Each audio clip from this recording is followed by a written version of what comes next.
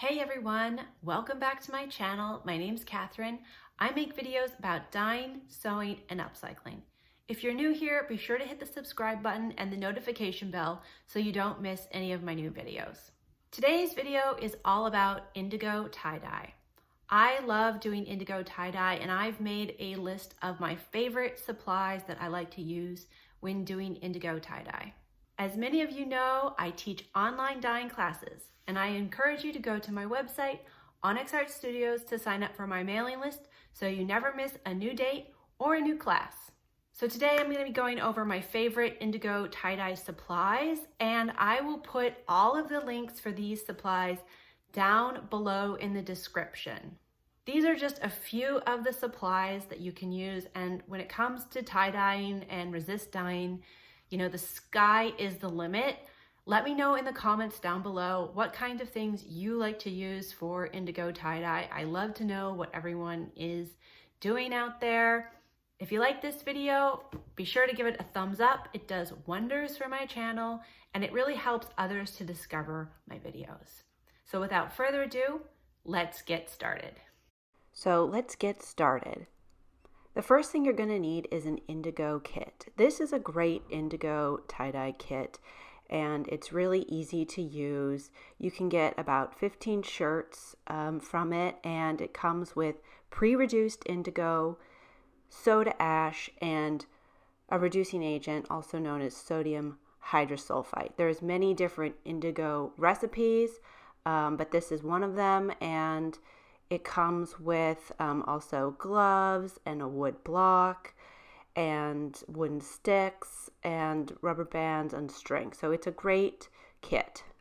It's pretty easy to find and it's very affordable. If you want to just start out with indigo and just try it, you don't want to invest in bulk supplies, I really recommend getting this kit. It will do the job just fine. The next thing I really like using are these acrylic templates. There's 2 of each size and shape, and you can sandwich your fabric in between them.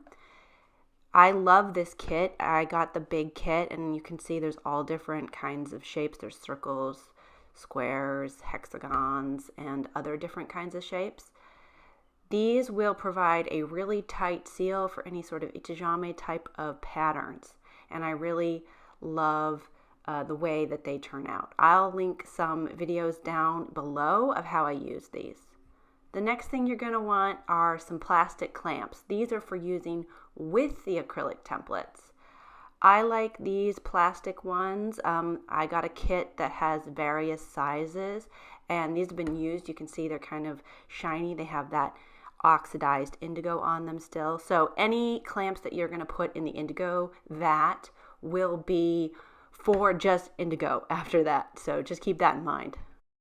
The next supply I love using are paint sticks. They make a great tool for indigo tie-dye, and I have a couple of videos that I will link to show you how to use some of these paint sticks, but you can buy them in bulk and they make great templates and they're a really interesting shape and you can get super creative with them. Next, you're going to need some gloves. If you get a kit, most of the time they come with gloves, but I like these gloves because they're technically disposable, but you can use them a few times. I usually get a couple uses out of them because they're pretty strong and they're latex free and powder free. So they're easy to get on and off, and I just really like these gloves.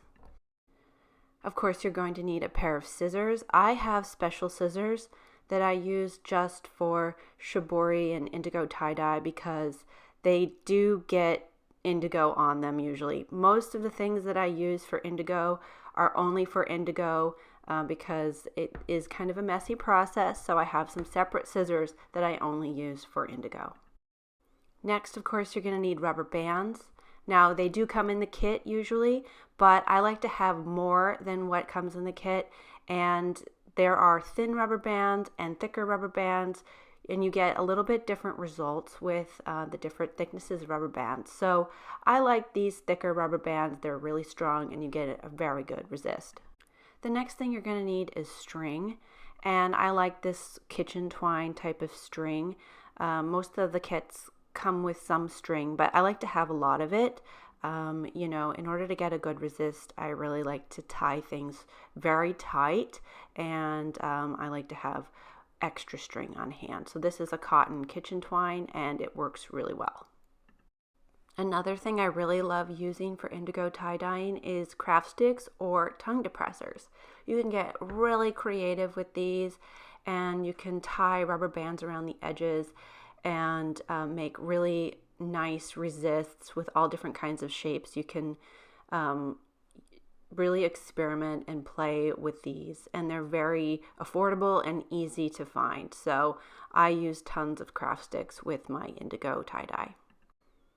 The next supply I really like to use are nails. I usually use all different kinds of nails. You can see this is just a collection of nails with bigger heads and smaller heads. It doesn't really matter. Of course, if you have a nail with a bigger head, it will give you a little bit different result than with a smaller head. And these are galvanized nails so they don't rust. Of course, they have a sharp tip, so I'm always really careful when I'm using them. And I will link the videos that I have using nails down below in the description, and put a card up above so that you can check out some different techniques with nails. Next is a needle and thread. I love doing stitch shibori. It is a little bit more difficult and takes more time, but it's a really relaxing process. I like to use a thicker thread when I'm doing stitched shibori, because usually it involves pulling the thread tight and I don't want it to break.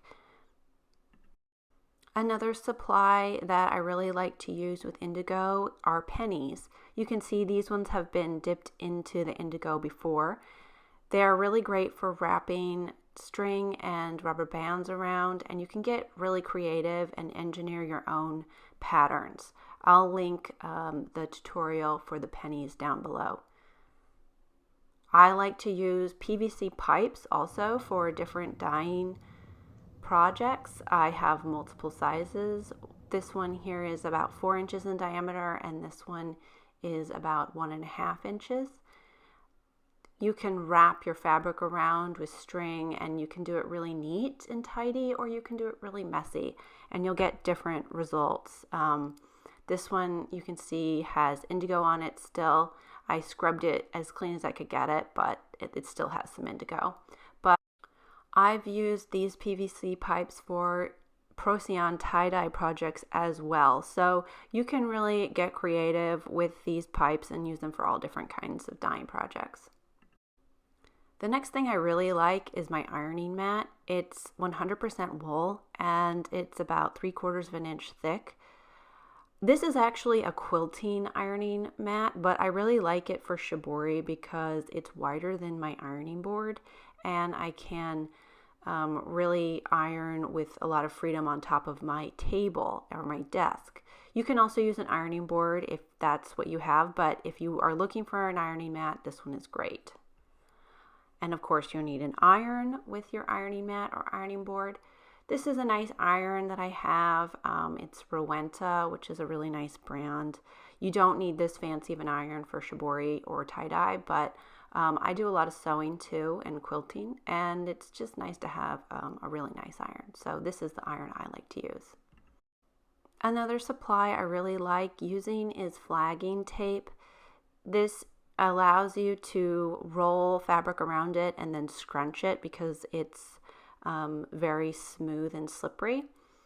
I've done a couple of tie-dye projects with this one too, and it's just a really creative, fun supply to have and very cheap to get. So one of the most frequently asked questions I get is how to wash tie-dye or indigo tie-dye, and I like to use Sinterpol, also known as dyer's detergent. It helps with keeping the whites white and the dyed parts the color that they are dyed. I use it for both hand washing and in the washing machine. You don't need a lot, but it does depend on how many pieces you're washing. But it's a great detergent for almost all dyeing projects. Of course, you're going to need something to dye. I really like these cotton pillow covers. They're 100% cotton, and they're ready to go as soon as you wash them. Always make sure to pre-wash everything that you're dyeing. It's just a rule of thumb, and no matter what kind of dye you're using, it will really help the dye stick to whatever you are dyeing.